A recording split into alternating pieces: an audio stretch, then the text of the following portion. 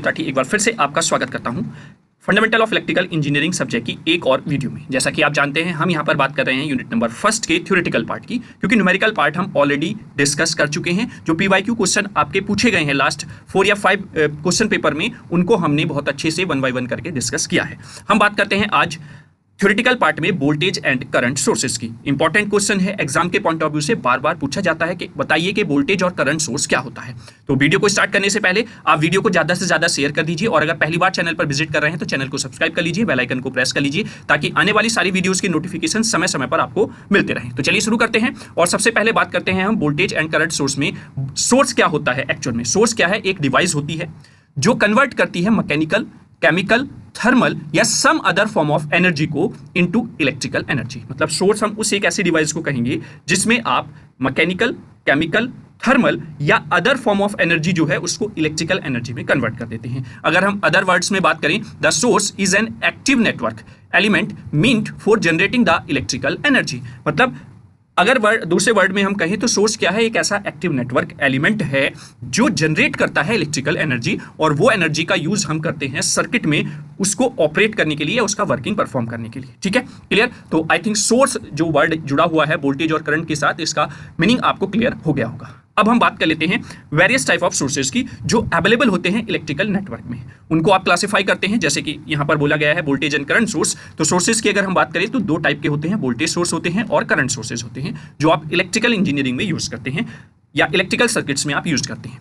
उसमें जो voltage source है वो भी 2 टाइप के होते हैं, एक आइडियल वोल्टेज सोर्स होता है और एक प्रैक्टिकल वोल्टेज सोर्स होता है। वहीं पर करंट सोर्स की बात करें तो ये भी एक आइडियल करंट सोर्स होता है और एक प्रैक्टिकल करंट सोर्स होता है। तो इस तरीके से आप सोर्सेज को क्लासिफाई करेंगे, 1 बाय 1 हम यहाँ पर डिस्कस करेंगे। वो 2 नंबर के पॉइंट ऑफ व्यू से अगर इस क्वेश्चन को पूछते हैं एग्जाम में, तो वहां पर सेपरेटली आपसे आइडियल वोल्टेज सोर्स या प्रैक्टिकल वोल्टेज सोर्स पूछ लेगा, या ideal current source, practical current source पूछ लेगा। इस तरीके से आपका क्वेश्चन पूछा जाता है। ठीक है, तो चलिए देखते हैं सबसे पहले हम वोल्टेज एंड करंट सोर्स में वोल्टेज सोर्स को। तो वोल्टेज सोर्स एक्चुअल में क्या है? अभी हमने सोर्स वर्ड को देखा था। सोर्स वर्ड क्या था? मतलब आप एनर्जी को प्रोवाइड करा रहे हैं सर्किट में, है ना? तो अब इसके आगे वोल्टेज लग गया है, तो वोल्टेज प्रोवाइड कराएंगे आप सर्किट को। तो a voltage source is a device that provide a constant voltage across its terminal. यानी कि सर्किट के टर्मिनल पर जहां पर आपने वोल्टेज सोर्स लगाया है वहां पर वोल्टेज प्रोवाइड कराता है आपका voltage source, regardless of the current flowing through it.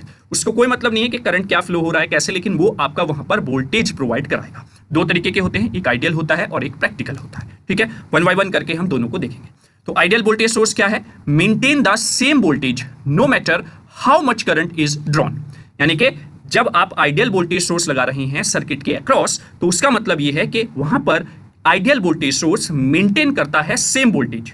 ये मैटर नहीं करेगा कि आपका करंट कितना फ्लो हो रहा है। Theoretically has 0 internal resistance. मतलब कहने का ये है कि इसका मतलब ये हुआ कि इसका इंटरनल रेजिस्टेंस जो है वो 0 है, क्योंकि वहां पर आपका जो मतलब वोल्टेज में रुकावट या उसके कारण जो करंट फ्लो हो रही है उस पर कोई भी इफेक्ट नहीं पड़ रहा है। ठीक है, क्लियर हुआ? चलिए, वहीं पर अगर प्रैक्टिकल वोल्टेज सोर्स की बात करें तो हैज सम इंटरनल रेजिस्टेंस। ऐसे वोल्टेज सोर्सेज जिनका खुद का कुछ रेजिस्टेंस होता है वो प्रैक्टिकल वोल्टेज सोर्स कहलाते हैं, which can affect the output voltage. उसके कारण जो इंटरनल रेजिस्टेंस है उसके कारण उसका आउटपुट वोल्टेज अफेक्ट होता है जब लोड को हम चेंज करते हैं। Is that clear? वहीं पर आइडियल वोल्टेज सोर्स में क्या था? क्योंकि उसका इंटरनल रेजिस्टेंस 0 था तो उसकी आउटपुट कहीं पर भी अफेक्ट नहीं होती है। ठीक है, क्लियर? अगर मैं एग्जांपल की बात करूं तो जैसे बैटरीज होती हैं, पावर सप्लाई होती हैं, ये आपके एग्जांपल होते हैं वोल्टेज सोर्सेज के। आपने देखा होगा कोई भी सर्किट या न्यूमेरिकल आप करते हैं उसमें बैटरी लगी होती है या पावर सप्लाई आप लगाते हैं, तो वो एग्जाम्पल है आपके वोल्टेज सोर्सेज के।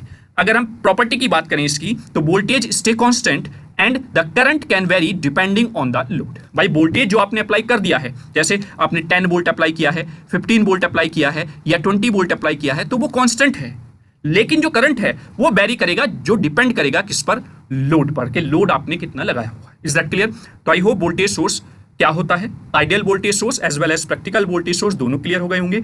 इनके एग्जाम्पल और प्रॉपर्टी भी आपको क्लियर हो गई होगी। चलिए अब इसको देखते हैं, जो सर्किट आप यूज करते हैं उसमें किस तरीके से आप सिंबलिक इसको रिप्रेजेंट करते हैं।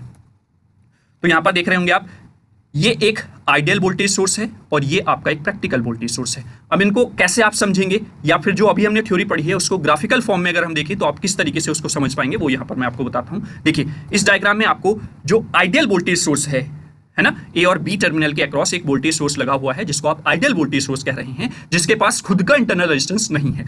तो दैट मींस यहां पर वोल्टेज उसकी बनी रहेगी, मेंटेन रहेगी उसी लेवल पर जिस पर आपने उसको सेट किया हुआ, यानी कि अगर 2 वोल्ट का है तो 2 वोल्ट पर ही मेंटेन रहेगा। ठीक है, क्लियर हुआ। वहीं पर अगर प्रैक्टिकल वोल्टेज सोर्स की मैं बात करता हूं तो प्रैक्टिकल वोल्टेज सोर्स में उसका खुद का इंटरनल रेजिस्टेंस होता है बच्चों, और इंटरनल रेजिस्टेंस होने की वजह से जैसे जैसे टाइम निकलेगा वैसे वैसे उसका वोल्टेज लेवल क्या होता जाएगा, रिड्यूस होता चला जाएगा। Is that clear? तो आई होप आप लोग समझ गए होंगे कि यहां पर किस तरीके से आप आइडेंटिफाई या क्लासिफाई कर पाएंगे आइडियल वोल्टेज सोर्स को और प्रैक्टिकल वोल्टेज सोर्स को। ठीक है, क्लियर। तो दोनों को हमने ग्राफ की हेल्प से अच्छे से समझ लिया है और सिंबॉलिक रिप्रेजेंटेशन भी आपको क्लियर हो गई होगी। चलिए आगे बात कर लेते हैं करंट सोर्सेज की। तो सेम एज इट इज, जैसे वोल्टेज सोर्स था वैसे ही आपका करंट सोर्स है। ये काम करता है करंट प्रोवाइड कराने का। A current source is a device that provide a constant current no matter the voltage across it. मतलब करंट सोर्स एक ऐसी डिवाइस है जो करंट प्रोवाइड कराती है, उसका कोई मैटर नहीं है कि उसके अक्रॉस वोल्टेज सर्किट में कितना लगा हुआ है, अगर आपने करंट सोर्स लगाया हुआ है तो, है ना। Like voltage sources they can be ideal और प्रैक्टिकल। वोल्टेज सोर्सेज की तरह ही ये भी आइडियल और प्रैक्टिकल दो तरीके के होते हैं। अगर हम आइडियल करंट सोर्स की बात करें तो ideal current source provide the same current regardless of the voltage, है ना। वोल्टेज को हटाकर ये सेम करंट प्रोवाइड कराता है। थ्योरेटिकली आप कह सकते हैं कि इसका इंटरनल रेजिस्टेंस जो होता है वो इनफाइनाइट होता है। ठीक है, अगर आप आइडियल वोल्टेज सोर्स की बात करेंगे तो वहां पर इंटरनल रेजिस्टेंस 0 होता है, लेकिन आइडियल करंट सोर्स में इंटरनल रेजिस्टेंस इनफाइनाइट होता है। Is that clear? I hope आप लोग समझ गए होंगे, क्योंकि V = IR आपका फॉर्मूला रहता है बेटा। Is that clear? I hope आपको क्लियर हुआ होगा। वहीं पर आगे अगर हम बात करें प्रैक्टिकल करंट सोर्स की, तो practical current source has some limitations. इसकी कुछ लिमिटेशंस रहती हैं। As real device can not maintain the infinite internal resistance, यानी कि अगर हम बात करें प्रैक्टिकल करंट सोर्स की तो ये आपको सेम करंट प्रोवाइड नहीं कराता है, बट इसमें क्या होता है, कुछ लिमिटेशंस हैं। किस वजह से? क्योंकि इसका इनफाइनाइट रेजिस्टेंस नहीं होता है, जिस वजह से ये मेंटेन नहीं कर पाता है सेम करंट को। Is that clear? चलिए अगर हम एग्जांपल की बात करें तो जैसे करंट मिरर होता है, वो एक एग्जांपल है करंट सोर्स का। कांस्टेंट करंट पावर सप्लाई, यानी कि कांस्टेंट करंट पावर सप्लाई अगर आप प्रोवाइड करा रहे हैं तो ऑब्वियसली बात है करंट यहां पर यूज हो रहा है और उसको सप्लाई करा रहे हैं, तो दैट मींस करंट सोर्स आपका हो जाएगा। ठीक है, अगर की प्रॉपर्टी की मैं बात करूं तो current stay constant, current constant बना रहेगा, and the voltage can very depending on the load. इस सिचुएशन में जो वोल्टेज है वो वेरी करेगी जो लोड पर डिपेंड करती है। ठीक है, क्लियर हुआ? तो करंट सोर्स के साथ साथ आइडियल और जो प्रैक्टिकल दो टाइप के करंट सोर्स होते हैं वो अच्छे से आपको क्लियर हुए होंगे, विद एग्जांपल मैंने आपको यहां पर बताया। ठीक है, चलिए आगे बात करते हैं इसके सिंबॉलिक रिप्रेजेंटेशन की। तो सिंबॉलिक रिप्रेजेंटेशन में अगर आप देखें तो अगर आपको इस तरीके का सिंबल बना हुआ है तो यहां पर आपको स्पेसिफिक उस करंट की वैल्यू दी होगी। जैसे अगर आपका 2 एम्पियर दे देगा या फिर 3 एम्पियर दे देगा, 5 एम्पियर दे देगा, जिस पर ये वैल्यू लिखी है तो दैट मीन्स वो एक तरीके से आप कह सकते हैं आइडियल है, वो इतनी ही करंट प्रोवाइड कराएगा। वहीं पर अगर इधर आप ध्यान से देखें तो यहां पर ये आपका एक तरीके से प्रैक्टिकल रिप्रेजेंटेशन है करंट सोर्स का। ठीक है, यहां पर फिक्स्ड नहीं है करंट की वैल्यू कि ये कितनी करंट प्रोवाइड कराएगा कॉन्स्टेंटली। ठीक है, चलिए अगर आगे बात करें हम इसके ग्राफ की, तो आइडियल करंट सोर्स के ग्राफ की अगर मैं बात करूं तो ये टाइम के साथ मेंटेन रहेगा करंट की वैल्यू। इसको आप आइडियल करंट सोर्स कहते हैं। क्यों? क्योंकि इसका जो इंटरनल रेजिस्टेंस है वो इनफाइनाइट होता है। ठीक है, वहीं पर अगर हम प्रैक्टिकल करंट सोर्स की बात करें तो वो मेंटेन नहीं कर पाता है इनफाइनाइट इंटरनल रेजिस्टेंस को, तो दैट मींस उसके ग्राफिकल रिप्रेजेंटेशन की बात करूं, क्योंकि ये इनफाइनाइट नहीं है तो दैट मींस, और आप इस सर्किट को देखकर ये भी समझ गए होंगे, जब आपका वोल्टेज सोर्स होता है तो उसका इंटरनल रेजिस्टेंस सीरीज में लगा होता है, करंट सोर्स का पैरेलल में लगा होता है। ठीक है, तो यहां पर करंट की वैल्यू धीरे धीरे धीरे धीरे धीरे आपकी रिड्यूस होगी, यानी कि उसकी वैल्यू डिक्रीज होगी। तो ये आपका प्रैक्टिकल करंट सोर्स हो जाता है। आई होप आप लोग बहुत अच्छे से समझ गए होंगे कि करंट सोर्स क्या होता है, वोल्टेज सोर्स क्या होता है, दोनों के टाइप्स आइडियल वोल्टेज और आइडियल करंट सोर्स या फिर प्रैक्टिकल वोल्टेज सोर्स या प्रैक्टिकल करंट सोर्स, दोनों आपको अच्छे से क्लियर हो गए होंगे। मैंने आपको विद एग्जांपल भी बताया है और साथ ही साथ सिंबॉलिक रिप्रेजेंटेशन के साथ साथ ग्राफ की हेल्प से भी समझाने की कोशिश की है। ठीक है, क्लियर हुआ? तो आपको बहुत अच्छे से दोनों चीजें क्लियर हो गई होंगी। अगर कंपैरिजन की बात करें दोनों में, तो कंपैरिजन आपका पूछ लिया जाता है, क्योंकि किसी भी टॉपिक के कंपैरिजन इंपॉर्टेंट्स होते हैं तो उनको आप अच्छे से तैयार करके जाएं। तो अगर कंपैरिजन में बात करूं तो an electrical source that provide the fixed voltage independent of current being drawn और लोड। ठीक है, तो वो आपका वोल्टेज सोर्स होता है। वहीं पर electrical source that deliver a fixed current independent of the voltage across it, जो कि वोल्टेज क्या दे रहे हैं उस पर डिपेंड नहीं करता है, फिक्स्ड करंट अमाउंट प्रोवाइड कराता है, तो वो करंट सोर्स कहलाता है।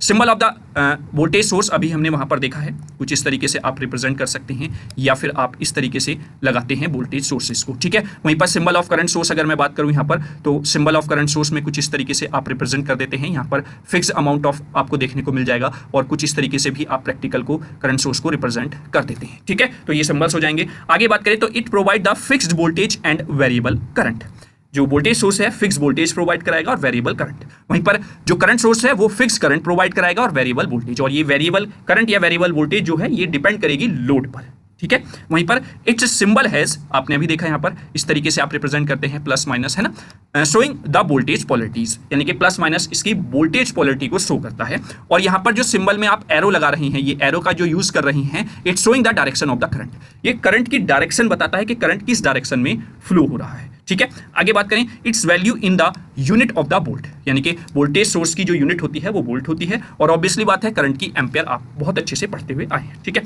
आगे अगर मैं बात करूं यहाँ पर, the load resistance is always higher than the internal resistance, कहने का मतलब क्या है कि जो वोल्टेज सोर्स है उसका लोड रेजिस्टेंस, यानी कि उस पर जो लोड आप प्रोवाइड कराएंगे वो हमेशा उसके इंटरनल रेजिस्टेंस से ग्रेटर देन होगा। वहीं पर करंट सोर्स में जो लोड रेजिस्टेंस की वैल्यू है वो लोअर देन होती है इंटरनल रेजिस्टेंस से, ठीक है। मतलब इंटरनल रेजिस्टेंस क्योंकि वोल्टेज करंट सोर्स का लगभग इनफाइनाइट होता है, मैं प्रैक्टिकल की बात कर रहा हूं, आइडियल में तो इनफाइनाइट होगा ही, लेकिन प्रैक्टिकल में अप्रॉक्स इनफाइनाइट होता है। तो जब इनफाइनाइट है तो दैट मींस लोड रेजिस्टेंस हमेशा उससे लोअर ही रहेगा, ठीक है, क्लियर। आगे मैं बात करता हूं यहां पर और कुछ इंपॉर्टेंट पॉइंट्स की। It has very small internal resistance ideally 0, जबकि it has a very high internal resistance ideally infinite, ठीक है। The internal resistance is in the series with the source, हम अभी देख कर आए हैं डायग्राम में, और यहां पर internal resistance parallel to the source होता है। Voltage source in the series add together while in the parallel remaining the same, यानी कि दो वोल्टेज सोर्सेज अगर सीरीज में लगे हुए हैं, लुक्स लाइक दैट, ऐसे प्लस माइनस, तो ये दोनों एक दूसरे का, जब हम एक वोल्टेज सोर्स यहां से बनाएंगे तो क्या हो जाएंगे, ऐड हो जाएंगे, पैरेलल में वो सेम रहते हैं, ठीक है। वहीं पर करंट सोर्स पैरेलल में ऐड होते हैं और सीरीज में सेम रहते हैं, यानी कि सीरीज में जो करंट फ्लो होगा सर्किट में वो आपका सेम ही करंट फ्लो होता है, जब वो पैरेलल में जाता है यानी कि इस तरीके से तो वो डिवाइड हो जाता है, ठीक है। या आप ये कह सकते हैं इन दोनों पैरेलल करंट्स को अगर आप देखें और इससे एक करंट सोर्स बनाए तो वो इनका एडिशन होगा, न्यू करंट सोर्स, क्लियर हो गया। चलिए, it's voltage remains constant in open and closed circuit, यानी कि जो वोल्टेज सोर्स है उसका वोल्टेज कांस्टेंट रहता है ओपन और क्लोज सर्किट में। वहीं पर current remains constant in the closed current as there is no current flow in an open circuit, ठीक है। ओपन सर्किट में करंट फ्लो नहीं होता है, ठीक है। Practically it's voltage slightly decreasing with an increase in the load current, practically जो current voltage source है उसका वोल्टेज स्लाइटली डिक्रीज होगा जब इंक्रीज होगा लोड करंट। वहीं पर अगर हम बात करें practically its current decreases with an increase in the load, जब हम लोड में इंक्रीज करेंगे तो करंट डिक्रीज होगा, ठीक है। आगे बात करते हैं, it represent as an ideal voltage source with a series internal resistance, अभी हम देख कर आए हैं, और आइडियल करंट सोर्स में एक पैरेलल इंटरनल रेजिस्टेंस के साथ हम उसको रिप्रेजेंट करते हैं। अगर एग्जांपल की बात करें तो बैटरीज हो गया यहाँ पर, और आगे बात करें जनरेटर्स हो गया, अल्टरनेटर्स हो गया, सिंगल सेल हो गया with internal resistance connected in the series etcetera.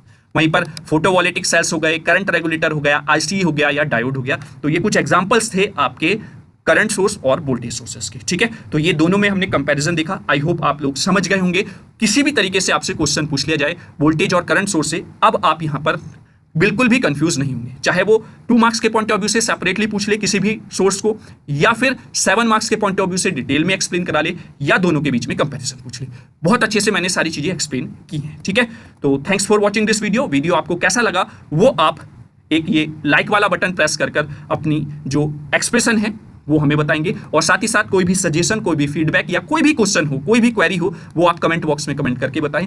अगर आप पहली बार चैनल पर विजिट कर रहे हैं बच्चों तो चैनल को सब्सक्राइब जरूर कर लें, और उसके साथ साथ बेल आइकन को भी प्रेस कर लें ताकि सारी वीडियोस के नोटिफिकेशन समय समय पर आपको मिलते रहें और एक मजबूत आधार अपने तैयारी को आप दे सकें, ठीक है। और एट द एंड हमारी हेल्प किस तरीके से आप कर सकते हैं, यानी कि हमें कैसे मोटिवेट कर सकते हैं, उसका तरीका है आप वीडियो के लिंक को ज़्यादा से ज़्यादा शेयर कीजिए ताकि सभी बच्चे वीडियो का लाभ उठा सके, बेनिफिट उठा सके और अपनी तैयारी को एक मजबूत आधार के साथ अपना सेकंड सेमेस्टर का एग्जाम या फिर जो भी एग्जाम आप दे रही हैं वो बहुत अच्छा आपका जाए। ठीक है, तो इसी उम्मीद के साथ कि आप वीडियो को ज़्यादा से ज़्यादा शेयर करेंगे, हर एक बच्चे तक पहुंचाने की कोशिश करेंगे।